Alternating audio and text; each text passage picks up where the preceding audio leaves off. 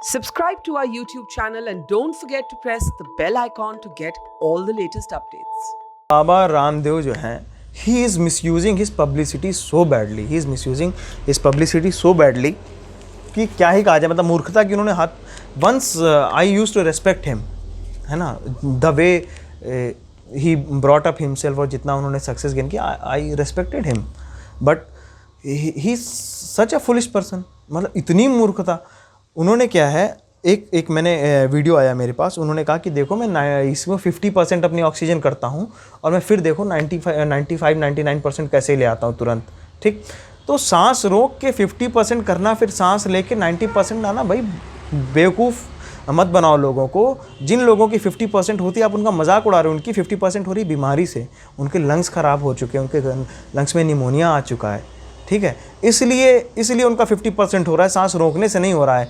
तो लोगों को मिसगाइड करने का ये जो काम कर रहे हैं, ये लोगों के लिए, और भी ये हमारे लिए, लोगों से ज़्यादा हमारे लिए चैलेंजिंग है. बिकॉज लोग ये सोचते हैं कि हम शायद ज़बरदस्ती ऑक्सीजन के लिए बोल रहे हैं, हम ज़बरदस्ती स्टीरॉयड दे रहे हैं. ऐसा नहीं है. ठीक है, स्टीरॉयड आपके इन्फ्लेमेशन को कंट्रोल करता है थोड़ा. ठीक है, जिससे ऐसा ना हो कि आपके 4 दिन में ही लंग्स ख़त्म हो जाएँ. और वो आपको स्टीरॉयड ट्रीटमेंट के साथ, ट्रीटमेंट को तो सपोर्ट करता है, आपको समय बाई करके देता है. आपको 2 दिन और ज़िंदा रखने में मदद कर देगा स्टीरॉयड. उससे क्या होगा कि दवाओं का असर होने में और आपकी बॉडी को हील होने के लिए, बॉडी को रिएक्ट करने के लिए समय मिल जाता है. स्टीरॉयड और ऑक्सीजन क्या कर रही हैं? स्टीरॉयड और ऑक्सीजन आपको टाइम दे रही हैं, टाइम खरीद के दे रही हैं. आपको मौत, यहाँ मौत है, आपको कोविड हुआ, आप इन्फेक्ट होना शुरू हो गए, ज़्यादा इन्फेक्ट हो रहे हैं, 5वें दिन 6वें दिन जैसा भी है, जिस भी दिन, फॉर एग्जांपल यहाँ पे डेथ है, आपने ट्रीटमेंट लेना शुरू किया, स्टीरॉयड लिया, ऑक्सीजन सपोर्ट लिया, तो आपको टाइम मिल गया, ये थोड़ा सा और आगे चला गया, आपको टाइम बाई मिल गया. उतने टाइम में आपके बॉडी को हील होने का समय मिल जाता है, दवाओं को असर करने का समय मिल जाता है. तो ये है इन चीज़ों का रोल. ब्लैक फंगस की बात हो रही है ना, म्यूकरमाइकोसिस की बात हो रही है. म्यूकरमाइकोसिस का जो प्रॉब्लम है वो आज से नहीं है, हमेशा से, इम्यूनोकॉम्प्रोमाइज लोगों में हमेशा से होता था. अभी कोई भी ऐरा गैरा आके ये बता रहा है डॉक्टर्स को कि कितना स्टीरॉयड यूज़ करना चाहिए. रिसेंटली कुछ समय पहले माननीय पीयूष गोयल जी ने बताया था कि कितना ऑक्सीजन यूज़ करना चाहिए. मतलब आप ये चाहते हैं कि अगर किसी को हमें 8 लीटर ऑक्सीजन देने की ज़रूरत है तो उसको 2 लीटर दें, सिर्फ सेटिस्फैक्शन के लिए. हमारा काम है ट्रीट करना, लोगों को बचाना. हमारा काम है तसल्ली देना नहीं. हम नेता नहीं हैं. हमें लोगों को तसल्ली नहीं देना कि तुम्हें 2 लीटर में ऑक्सीजन चल रही हो, तुम बच जाओगे. हमें जितनी ज़रूरत होगी हम उतना देंगे, किसी कहने से नहीं मानेंगे.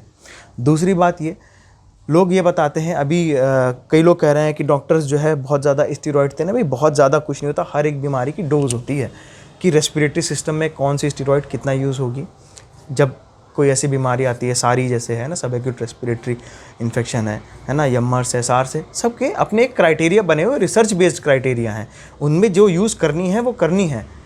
तो प्राइमरी ये होता है कि हम पेशेंट के लंग्स को बचाएं. सांस लेगा, कॉम्प्लिकेशन तब मैनेज होंगे. और इंडिया है डायबिटिक कंट्री है, इंडिया डायबिटीज़ कैपिटल है पूरे वर्ल्ड में. आप एक्सपेक्ट कर रहे हो कि पेशेंट के लंग्स भी बच जाएं, इम्यूनो कॉम्प्रोमाइज़ वो ऑलरेडी है, और उसके बाद फंगस भी ना हो, ये नहीं हो सकता है. और बहुत सारे लोग स्टीरॉयड तो वैसे बहुत सारी बीमारियों में पहले से दिए जा रहे हैं, डायबिटिक लोगों को भी दिए जा रहे हैं. मतलब कि डायबिटीज़ में नहीं दिए जा रहे हैं. जैसे किसी को आर्थराइटिस है, आर्थराइटिस में और साथ में डायबिटीज़ भी है, लेकिन फिर भी उनको स्टीरॉयड से मैनेज किया जाता है और लंबे समय तक मैनेज किया जाता है. उन पे म्यूकरमाइकोसिस नहीं है. क्यों? ये बहुत सारे और भी फैक्टर्स हैं. इस बीच में हॉस्पिटल्स में क्या हाइजीन रहा, पेशेंट जब बीमार है कहाँ कहाँ उसने ट्रैवल किया, कितना उसकी बॉडी में स्ट्रेस पड़ा, कितनी उसकी इम्यूनिटी लो हुई. उसके बाद ऑक्सीजन, इंडस्ट्रियल ऑक्सीजन यूज़ हुई है. जो लोगों को ऑक्सीजन नहीं मिलती थी, जो बाहर लोग रिफ़िल करके थे, इंडस्ट्रियल ऑक्सीजन थी. उस पर कोई रिसर्च नहीं है कि इंडस्ट्रियल ऑक्सीजन के क्या इफ़ेक्ट पड़ते हैं. और जो घर में लोग देते हैं, हाइपर वेंटिलेट भी कर देते हैं, और शुगर का कोई कंट्रोल नहीं है. उनको तो ये लगता है कि हमारा आदमी कमज़ोर है, इसको जूस पिलाओ. शुगर 500 जा रहा है, उन्हें पता ही नहीं है, उसे कोई कंट्रोल करने वाला नहीं. तो ये जो घर में जो ट्रीटमेंट हुए हैं लोगों के, इससे भी बहुत ज़्यादा केसेस बढ़ रहे हैं म्यूकरमाइकोसिस के, क्योंकि स्ट्रिक्ट रेगुलेशन नहीं हो पाता है घर में, स्ट्रिक्ट कंट्रोल नहीं हो पाता उनकी कंडीशन में. तो इन चीज़ों को लेकर कि हमारे सारी मेहनत करने के बाद, हमारे इतने लोगों को सेक्रीफाइस करने के बाद, दे आर चैलेंजिंग कि they are making it issue of allopathic versus Ayurveda, है ना. और ये सारा इशू इसलिए हो रहा है ताकि ये धीरे धीरे मामले को शेड किया जाए और लोग ज़ुबान नहीं उठाएं इसके लिए कि हमारी मौत, हाँ, या हमारे जानने वालों की मौत सड़क पे कैसे हुई. हाँ, एक सवाल तो लोगों के दिमाग में हमेशा आएगा कि उन्होंने देखा है कि सबसे पहले कोरोना आया, फिर उसके म्यूटेशंस आए और उसके बाद एक ब्लैक फंगस आता है, फिर वाइट फंगस आता है। तो उनके दिमाग में लगता होगा कि ये चीज़ें भी क्या फैलने वाली है, क्या इसका भी संक्रमण से कोई लेना देना है? नहीं, हाँ right, black fungus white fungus क्या है, ये एक्चुअली ऑलरेडी होता है।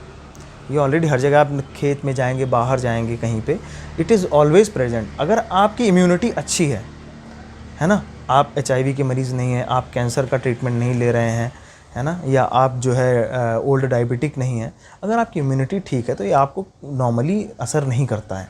जिस दिन ये अपॉर्चुनिस्टिक इन्फेक्शन क्रिएट करता है, अपॉर्चुनिस्टिक इन्फेक्शंस वो होते हैं जिसमें क्या होता है कि जब आपकी इम्यूनिटी, जब आपका शरीर कमज़ोर होता है, बीमारी से लड़ने की क्षमता, प्रतिरोधक क्षमता जब आपकी कमज़ोर होती है, तो वो जो है अपना असर दिखाते हैं, वो आपको बीमार कर देते हैं। तो इसमें क्या है, इम्यूनिटी, इसमें जो ज़्यादातर लोग अभी ब्लैक फंगस के आ रहे हैं वो ऐसे हैं जो पहले से डायबिटिक हैं, या पहले से कोई और ऐसा ट्रीटमेंट चल रहा है, या कोई ऐसी बीमारी है जिससे उनकी इम्यूनिटी डाउन है, और उसके बाद हमें स्टेरॉइड भी यूज़ करना पड़ रहा है। अब स्टेरॉइड तो हमें यूज़ करना ही पड़ेगा, उसको हम नहीं रोक सकते हैं। क्यों यूज़ करना पड़ेगा? हमें लंग्स बचाने किसी, और सबको भी ऐसा नहीं कि सबको स्टेरॉइड दिया जा रहा है। जिसके लंग्स में डैमेज है, जिस पे इंडिकेशन है कि इसको देना चाहिए, उन्हीं को दिया जाता है। ज़बरदस्ती स्टेरॉइड भी नहीं दिया जाता है किसी को, तो उससे और इम्यूनिटी डाउन होती है। साथ में पेशेंट का हाइजीन क्या है, तो ये बहुत सारी फैक्टर्स हैं जिसकी वजह से हो रहा है। और ये ऐसा स्प्रेडेबल नहीं है कि मतलब कोई छुआछूत की बीमारी नहीं है, ये इससे कोई डरने की बात नहीं है। होम आइसोलेशन में जो लोग हैं जिनका इलाज चल रहा है इससे, तो आगे किस तरह से इन चीज़ों को रोक दिया जाए? क्योंकि संक्रमण से तो फैल नहीं रहा है, तो ये आप खुद से रोक सकते हैं। तो आप क्या सजेस्ट करेंगे कि जो होम आइसोलेशन में लोग हैं, जो खुद को आइसोलेट करके खुद को ठीक कर रहे हैं, तो वो क्या लें, नहीं लें, किस चीज़ में सतर्कता बरतें, इसको थोड़ा? नहीं, होम आइसोलेशन में देखिए ज़्यादातर जो लोग होते हैं, आई पर्सनली एडवाइस कि पहली बात तो होम आइसोलेशन में वो लोग ट्रीट करें जो जिनके माइल्ड सिम्टम्स हों, है ना। अभी जो कंडीशन बनी थी कुछ समय पहले कि बेड्स नहीं हैं, ऑक्सीजन नहीं बाहर, तो एक मजबूरी अलग बात थी। बट आइडियली होम आइसोलेशन में तो सिर्फ माइल्ड सिम्टम्स वालों को ट्रीटमेंट लेना चाहिए, और उनको इससे खतरा नहीं है।